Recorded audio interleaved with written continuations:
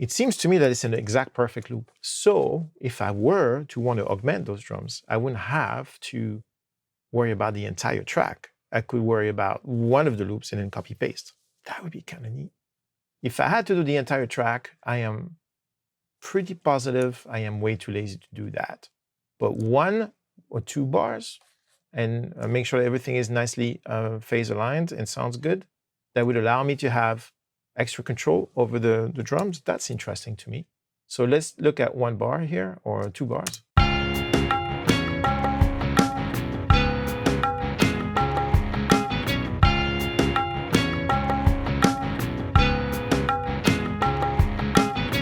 It would be kind of cool, for example, to be able to have the kick and then the big snare and have the other snare, the ghost snare, separate.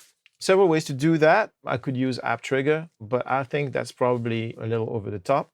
What I'm going to do is I'm going to create 2 mono tracks, and I'm going to start fishing for sounds that I dig that go with this. I'm not saying that it's absolutely necessary to do this, but I think it would sound a little more modern and in your face. We're going to call this the add kick, and we're going to call this the add snare. I'm going to go to my sound bank. I have samples. Would it be interesting to have an 808 on this? I think it would.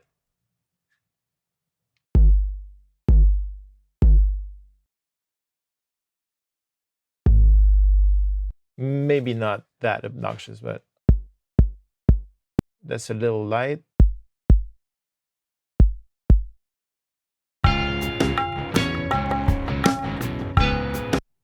You know what? Let's give peace a chance. So now comes the game. Let's see how tight that was. Not very. So, and that's cool because it was played or something. So I'm going to align it. This is despicable. Don't tell my mom I'm doing this, but this is going to help. The 2 of them together. And let's see if some quantize was used on that and the original idea by copying this and this. Sorry. Tumpa.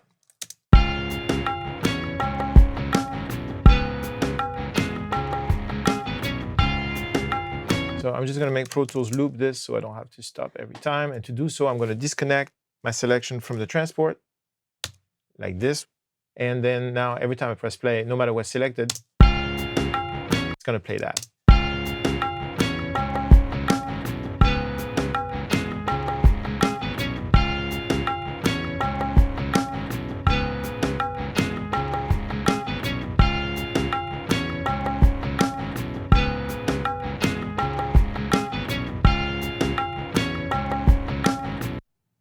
It's going to help a lot, but there was no quantize, so I have to align it by hand, and then I'm going to have to move it 1 by 1 until I'm happy with how it resonates. This one's the same. This one is not. And as you can see, they're primarily in phase-ish at the onset.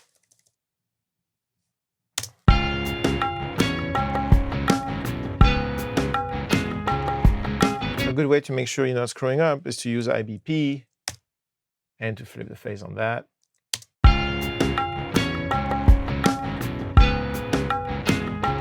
Much better. So I'm going to lower that a little.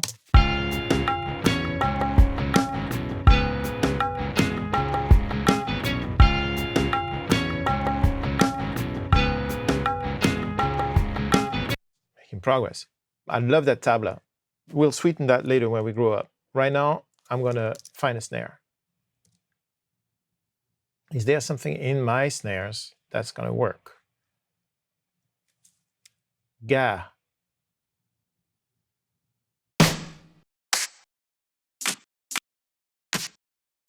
That would be fun, but Adrian probably will have a heart attack.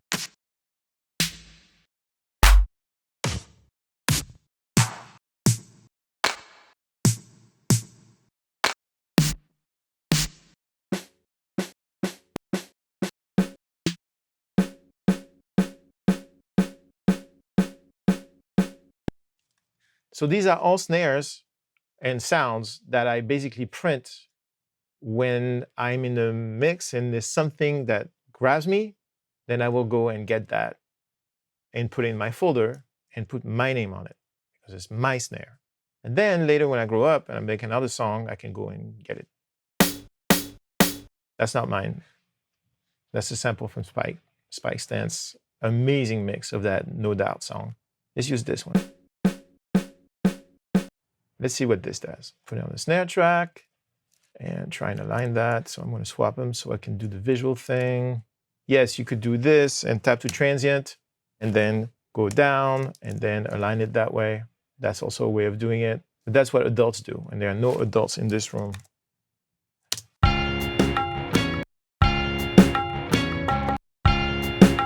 Well, you know, it kind of works. Amazing. I will brighten it later. Just to show you, just so that, you know, we agree. You go here, transient, you go down, you paste. But that's assuming that your sample is in phase. Let's see.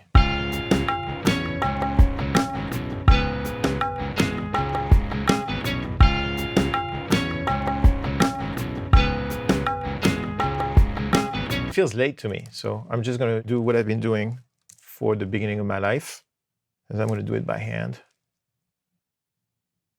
because that's the kind of girl I am.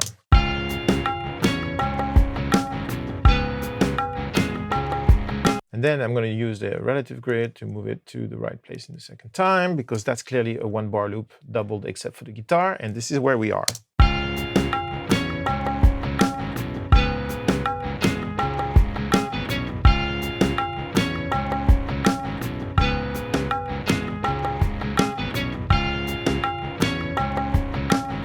So that works. And now I can have control over these two things.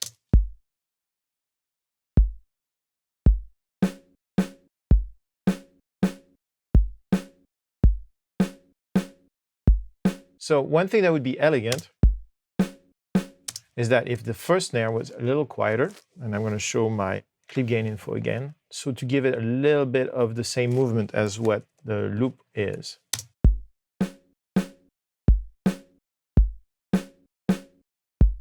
And the second time doesn't have to be the same.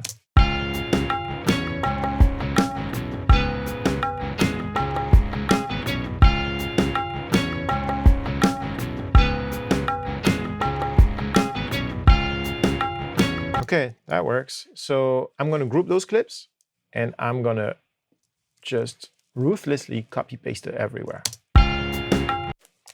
Let's not forget to get back to linking my timeline in my transport.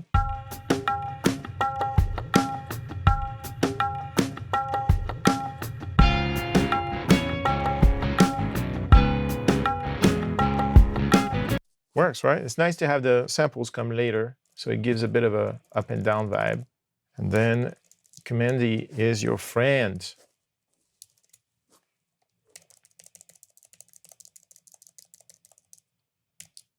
I'll deal with the ending later.